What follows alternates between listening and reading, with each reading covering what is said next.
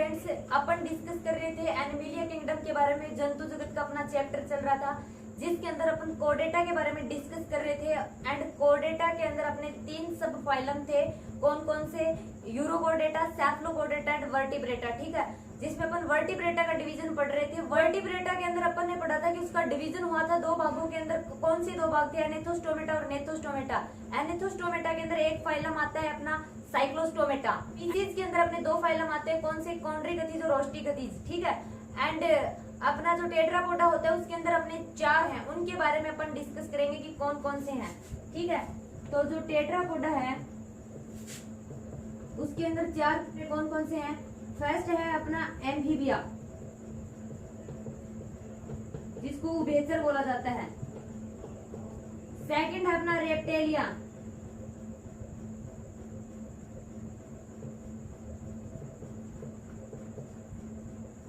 तीसरा है अपना एवीज, फोर्थ है अपना मेमेलिया। ठीक है, सबसे पहले अपन एम्फीबिया के बारे में डिस्कस करते हैं कि एम्फीबिया फाइलम के अंदर किस प्रकार के कौन से ऑर्गेनिज्म आते हैं। एम्फीबिया मतलब एम्फीबिया जो है एक ग्रीक भाषा का शब्द है। ये 2 शब्दों से मिलकर बना है। एम्फीबिया मतलब एम्फी, एम्फी का मतलब 2, बायोस का मतलब जीवन। तो मतलब ये जल के अंदर भी और स्थल के ऊपर भी 2 प्रकार से अपना जीवन व्यतीत कर सकते हैं। ठीक है, उभयचर जो होते हैं वो जल में भी अपना जीवन व्यतीत कर सकते हैं और स्थल के ऊपर भी। और इनके अंदर 2 जोड़ी पैर पाए जाते हैं। ठीक है, शरीर जो होता है, इनकी बॉडी जो होती है वो 2 भागों में डिवाइड होती है। 2 भाग कौन कौन से? सिर तथा धड़ के अंदर। ठीक है, और कुछ जो ऑर्गेनिज्म होते हैं उनके अंदर पलके पाई जाती है। त्वचा स्किन जो होती है वो इनकी नमी युक्त होती है, सलक नहीं पाए जाते हैं त्वचा के ऊपर। और अपना जो बाह्य करण होता है उस बाह्य करण की जगह इनके अंदर करण पटल पाया जाता है। और आहार नाल, एलिमेंट्री कैनाल, मूत्राशय एंड जनन पथ जो होते हैं वो एक कोष्ठ में खुलते हैं। और उस कोष्ठ को क्या बोला जाता है? अवस्कर बोला जाता है।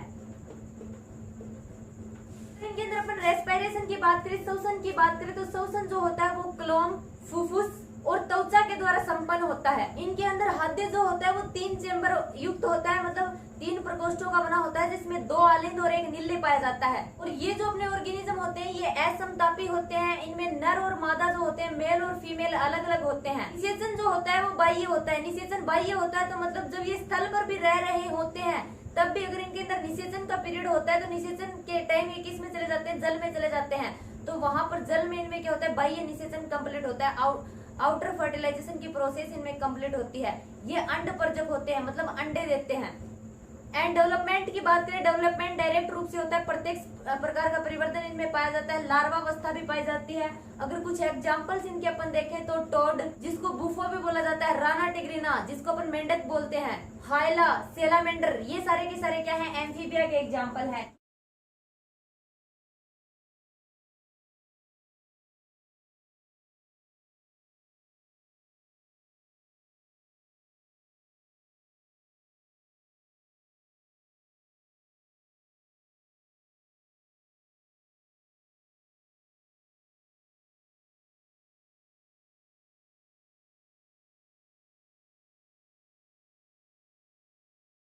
ठीक है, सेकंड अगर अपन रेप्टेलिया क्लास के बारे में डिस्कस करें, रेप्टेलिया या फिर इनको श्रीसर्प भी बोला जाता है। इनका क्या मतलब? रेप्टेलिया क्या मतलब होता है? रेंगने से या फिर सरकने से इनका मतलब होता है रेंग कर चलते हैं। और ये जो होते हैं अधिकांशतः स्थलीय प्राणी होते हैं, मतलब स्थल पर पाए जाते हैं। इनकी बॉडी पर सलक पाए जाते हैं। और इनका हृदय अगर अपन बात करें, हृदय 3 चेंबर युक्त होता है, 2 आलिंद और 1 नीले। बट इनके अंदर जो मगरमच्छ पाया जाता है, क्रोकोडाइल जो होता है, उसके अंदर क्या पाए जाते हैं? 4 चेंबर पाए जाते हैं हार्ट के। ठीक है, बाकी सभी ऑर्गेनिज्म में 3 चेंबर युक्त हार्ट पाया जाता है, लेकिन मगरमच्छ के अंदर 4 चेंबर युक्त हृदय पाया जाता है, 2 आलिंद और 2 नीले। बॉडी के बाहर कैरोटीन से निर्मित सलक और परसलक पाए जाते हैं। ये जो ऑर्गेनिज्म एंड अपने जो ये ऑर्गेनिज्म होते हैं इनके बाह्यकरण छिद्र नहीं पाए जाते हैं। एंड श्रीसर्प जो होते हैं ये असमतापी होते हैं, अंडपरजक होते हैं, अंडे देते हैं। निषेचन की अगर अपन बात करें, फर्टिलाइजेशन की अगर बात करें तो ये आंतरिक फर्टिलाइजेशन इनके अंदर पाया जाता है। अगर कुछ एग्जांपल्स अपन इनके देखें तो कैमेलियन, कैमेलियन जो होती है उसको वृक्ष छिपकली भी बोला जाता है। एंड एलिगेटर, क्रोकोडाइल एंड सर्प वगैरह जो होते हैं वो सारे के सारे अपने क्या होते हैं? रेप्टेलिया क्लास के अंदर आते हैं, रेप्टेलिया वर्ग के अंदर आते हैं।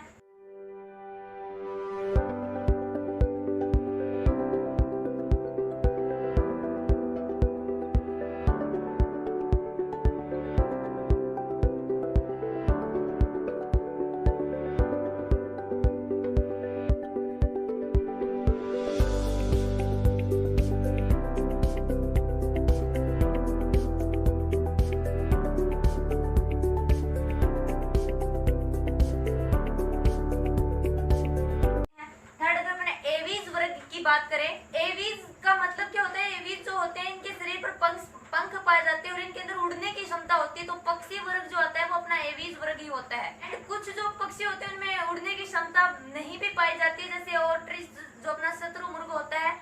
कुछ जो होते हैं वो इसके अपवाद भी होते हैं, ठीक है। और ये जो अपने एवीज के अंदर आने वाले जो ऑर्गेनिज्म होते हैं उनके मुख में चोंच पाई जाती है, ठीक है, चोंच पाई जाती है इनके। और अग्रपाद जो होते हैं इनके वो किस में बदल जाते हैं? पंखों में बदल जाते हैं, पंखों में रूपांतरित हो जाते हैं। इनके जो पशपाद होते हैं उनके अंदर सलक पाए जाते हैं और ये क्या काम करते हैं? जो रूपांतरित होकर चलने के लिए, पेड़ की शाखाओं को पकड़ने के लिए, पेड़ पर लटकने के लिए इनके काम में आते हैं।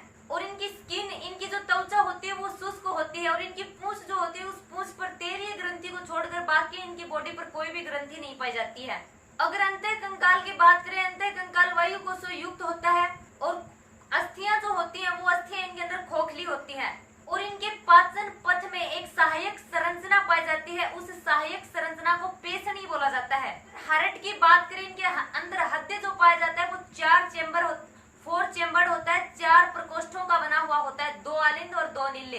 एंड ये समतापी प्राणी होते हैं। समतापी का मतलब इनकी बॉडी का जो ताप है वो नियत बना रहता है और असमतापी जो होते हैं इनकी बॉडी का तापमान नियत नहीं बना रहता है। रेस्पिरेशन की अगर अपन बात करें, श्वसन की अगर अपन बात करें तो लंग्स, फुफ्फुस के द्वारा इनके अंदर श्वसन की प्रोसेस कंप्लीट होती है। एंड वायु कोष भी इनके अंदर क्या होते हैं? श्वसन के सहायक अंग होते हैं। अगर एग्जाम्पल की अपन बात करें तो आपको पता है इसके अंदर अपने बर्ड्स आ जाते हैं सारे के सारे, जैसे कार्वस जिसको कौवा बोला जाता है, स्टिकुला जिसको अपन तोता बोलते हैं, पेवो, मोर, तो सारे के सारे बर्ड्स जो होते हैं वो अपने एवीज में आ जाते हैं।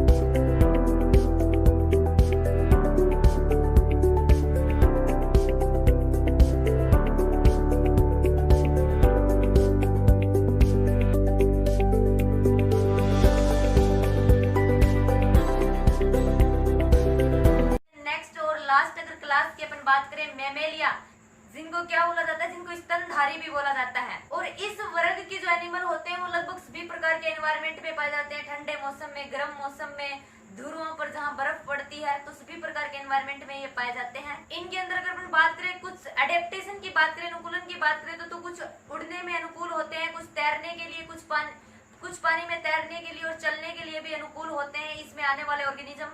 अगर अपने मैमेलिया और स्तनधारियों की एक मुख्य विशेषता की अपन बात करें तो क्या होती है? इनके अंदर स्तन ग्रंथियां पाई जाती है। दूध उत्पन्न करने वाली ग्रंथियां ओनली स्तनधारियों में पाई जाती है, इसीलिए इनका नाम स्तनधारी पड़ा है, ठीक है। जिससे ये क्या करते हैं? अपने बच्चों को पोषण प्रदान करते हैं। 2 जोड़े इनके अंदर पैर पाए जाते हैं जो चलने फिरने के लिए, पेड़ पर चढ़ने के लिए, बिल में रहने के लिए, तैरने के लिए, उड़ने के लिए इनके काम में आते हैं। इनकी स्किन जो होती है, त्वचा पर छोटे छोटे रोम पाए जाते हैं एंड बाह्य कर्ण पल्लव इनमें पाए जाते हैं। जबड़े जो होते हैं उनमें विभिन्न प्रकार के दांत पाए जाते हैं जो मसूड़ों की गर्तिका में लगे रहते हैं। हार्ट की अगर बात करें, हृदय की अगर बात करें तो 4 चेम्बर युक्त इनके अंदर हृदय पाया जाता है, 4 प्रकोष्ठों का बना होता है, 2 आलिंद और 2 नीले। सेक्स की अगर बात करें तो मेल एंड फीमेल अलग अलग होते हैं, नर एवं मादा अलग अलग होते हैं। निषेचन आंतरिक होता है। फर्टिलाइजेशन जो होता है वो इंटरनल फर्टिलाइजेशन इनके अंदर पाया जाता है, मतलब बॉडी के अंदर ही कंप्लीट होता है फर्टिलाइजेशन। एंड अपने जो कुछ जो स्तनधारी होते हैं, सिर्फ कुछ मैमेलिया वर्ग के सदस्यों को छोड़कर बाकी सभी जरायुज होते हैं, मतलब शिशु जो होते हैं बच्चों को जन्म देने वाले होते हैं। जरायुज कौन से होते हैं? जो बच्चों को जन्म देते हैं। एग्जाम्पल की अगर अपन बात करें तो जैसे मैक्रोपस कंगारू, मकाका बंदर, कैमिलस ऊंट, रेटस चूहा, फेसिस बिल्ली, पेंथरा टाइगर जिसको बाघ बोला जाता है, वेलिनेप्टरा जिसको ब्लू व्हेल बोला जाता है, होमोसेपियन मनुष्य, ये सारे के सारे क्या है? स्तनधारी प्राणी है, ठीक है।